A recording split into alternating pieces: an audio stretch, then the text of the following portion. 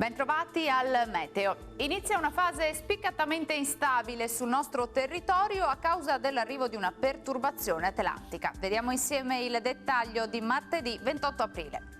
Sul Veneto avremo qualche pioggia in mattinata con anche qualche spazio più asciutto e maggiormente soleggiato. Tempo però in graduale peggioramento a partire dal pomeriggio con piogge via via più diffuse un po' dappertutto e localmente saranno anche di moderata intensità.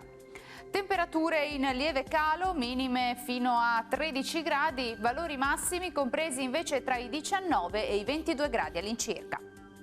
Stessa situazione anche sul Friuli Venezia Giulia con inizialmente tempo più asciutto, poi con precipitazioni più diffuse e frequenti nel corso della giornata. Temperature minime tra 12 e 13 gradi, massime invece tra 20 e 21 gradi.